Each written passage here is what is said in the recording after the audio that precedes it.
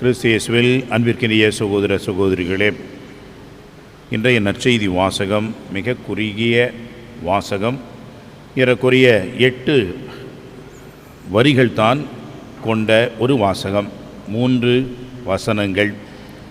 ஆனால் இந்த 3 வசனங்களிலே ஆண்டவர் நமக்கு தருகின்ற செய்தி என்பது ஆழமானது.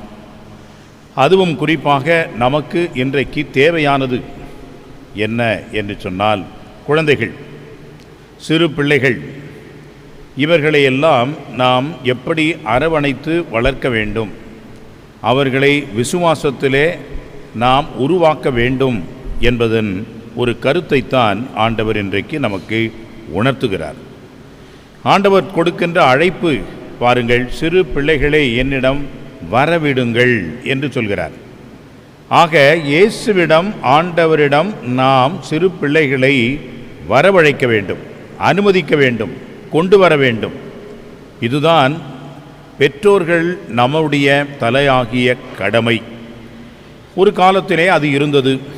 பெற்றோர்கள் பிள்ளைகளோடு தங்களுடைய குடும்பத்தோடு திருப்பலிக்கு சென்றார்கள், ஆலயத்திற்கு வழிபாட்டு நிகழ்வுகளுக்கு சென்றார்கள், மற்றும் குடும்பத்திலே ஜெபித்தார்கள். இன்னும் சிறப்பான விதத்திலே தாத்தா பாட்டி என்ற நிலையில் இருக்கின்றவர்கள் இந்த பேர குழந்தைகளுக்கு ஜெபிக்க கற்றுக் கொடுத்தார்கள். ஆனால் இன்றைக்கு நம்முடைய குடும்பங்கள் எந்த அளவுக்கு இருக்கிறது என்பது நமக்கே வெளிச்சம், நமக்கு நன்றாக தெரியும்.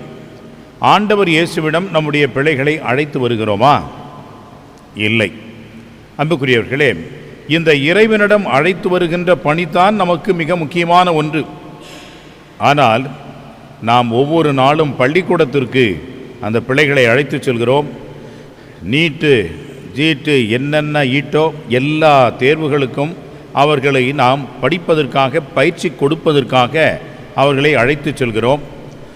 மற்றும் அவர்களுடைய உல்லாசம், கேளிக்கை, இதற்கெல்லாம் அழைத்து செல்கிறோம். ஆனால் எத்தனை பேர் ஆலயத்திற்கு இந்த பிள்ளைகளை அழைத்து வருகின்றோம் என்பது மிகப்பெரிய ஒரு கேள்வி. குறிப்பாக நம்முடைய ஞாயிறு மறைக்கல்வி பிள்ளைகளுக்கு நான் பார்ப்பேன், சிறு குழந்தைகள், பிள்ளைகள், இவர்களையெல்லாம் ஒரு சில பேர் அழைத்து வருகின்றார்கள்.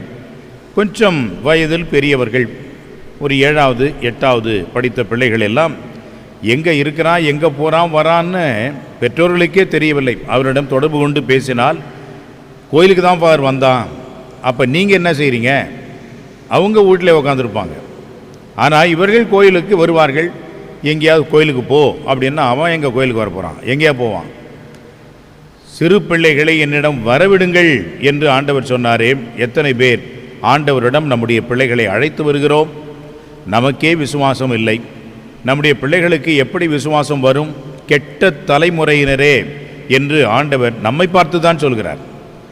காரணம், இன்றைக்கு நாம் இந்த உலக பிரகாரமான காரியங்களுக்கு மிக முக்கியத்துவம் கொடுக்கின்றோம். எப்போ பார்த்தாலும் படி படி படின்னு சொல்லி அவனை மண்டையை உடைச்சி அதுக்கும் வச்சான் ஆப்பு. இப்போ என்ன மாதிரியான கல்வி வரப்போகிறது? அந்த கல்வி இப்பொழுது நமக்கு நிச்சயமாக வளர்ச்சியை தரும் என்று மேடை போட்டு பேசுகின்றார்கள். நிச்சயமாக அந்த கல்வி நமக்கு எந்த விதத்திலும் மிகப்பெரிய ஒரு மாற்றத்தை ஏற்படுத்தி விடாது, வளர்ச்சியை கொடுத்து விடாது. காரணம், அந்த கல்வி முறை என்பது நம்மை படிக்க வைப்பதற்காக அல்ல, ஏதோ ஒரு சில பேரை மட்டும் தூக்கி விடுவதற்காக என்றுதான் நாம் கொள்ள வேண்டும்.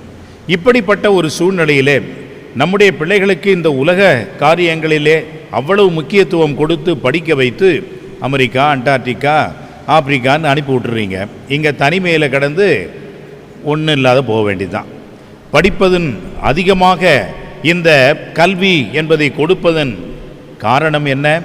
நன்றாக சம்பாதிக்க வேண்டும், நன்றாக இருக்க வேண்டும். நன்றாகத்தான் இருக்கிறார்கள், நன்றாகத்தான் சம்பாதிக்கிறார்கள். அப்புறம் ஏன் கவலைப்படுறீங்க? என்னை யாரும் கண்டுக்க மாட்டாங்க, என்னை யாரும் பார்க்க மாட்டாங்க. அன்புக்குரியவர்களே, கடவுள் பயத்தை எப்பொழுது நாம் மறந்து விட்டோமோ, இறைவனுடைய கண்ணோட்டத்தை எப்பொழுது நம்முடைய பிள்ளைகளுக்கு கொடுக்க மறந்தோமோ, அன்றைக்கே எல்லாவற்றையும் இழந்து போய்விட்டோம், எல்லாவற்றையும் நாம் மறந்து போய்விட்டோம். இறைவன் இருக்கின்றார் என்ற ஒரு உணர்வை இந்த பிள்ளைகளுக்கு கடவுள் பயத்தை முதலிலே உருவாக்கி இருந்தோம் என்று சொன்னால் அவர்கள் இத்தகைய மதிப்பீடுகளை கண்டிப்பாக கடைபிடிப்பார்கள். எனவே தான் விவிலியம் சொல்கிறது, the fear of God is the beginning of wisdom என்று சொல்கிறது. கடவுள் பயம் என்பதே அறிவிற்கு ஞானத்திற்கு முதற்படி என்று சொல்லுகிறது. எனவே அன்புக்குரியவர்களே, அதைத்தான் ஆண்டவர் இன்றைக்கு சொல்கிறார். சிறு பிள்ளைகளை தடுக்க வேண்டாம், அங்க போ இங்க போ என்று அனுப்ப வேண்டாம், இங்கே வா என்று ஆண்டவரிடம் அழைத்து வாருங்கள். விவிலியம் படிக்க அவர்களுக்கு கற்றுக் கொடுங்கள். உங்களுடைய வீடுகளிலே ஜெபியுங்கள், ஜெபத்தை கற்றுக் கொடுங்கள். காரணம், அப்பொழுதுதான் ஆண்டவரிடம் அவர்கள் வருவார்கள். இல்லாவிட்டால் எல்லாவற்றிலும் கவனம் செலுத்தியவர்கள் இறுதியிலே இறைவனை அவர்கள் பிரிந்து வாழ்வார்கள் என்று சொன்னால் அவருடைய வாழ்விலே பெரும் வளமையை இழந்து விட்டார்கள், பெரும் ஒரு நம்பிக்கையை இழந்து விட்டார்கள் என்றுதான் பொருள். எனவே தான் அன்புக்குரியவர்களே, ஆண்டவருடைய அழைப்பு அன்றைக்கு மட்டும் அல்ல, இன்றைக்கும் கூட அவர்களை தடுக்காதீர்கள். அவர்களுக்கு நாம் இடையூறாக தடையாக இல்லாமல் ஆண்டவரிடம் அவர்களை அழைத்து வருகின்ற கருவிகளாக நாம் இருப்போம் என்று சொன்னால் அந்த பிள்ளைகள் நன்றாக இருப்பார்கள். அடுத்த தலைமுறை சிறப்பாக வளரும் இருக்கும் என்றதிலே எந்த ஒரு ஐயமும் இல்லை. இதைத்தான் நாம் பெற்றுக்கொண்டோம். நம்முடைய பெற்றோர்கள், நம்முடைய தாத்தா பாட்டி இவரிடமிருந்து பெற்றுக்கொண்டோம்.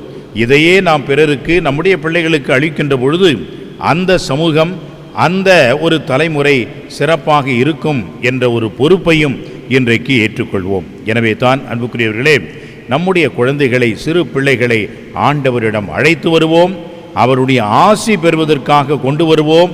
அவர்கள் எல்லா நலம், உடல் நலம் எல்லாவற்றையும் பெற்று சிறப்பாக வாழ்ந்திட வழிகாட்டுவோம். ஆமென்.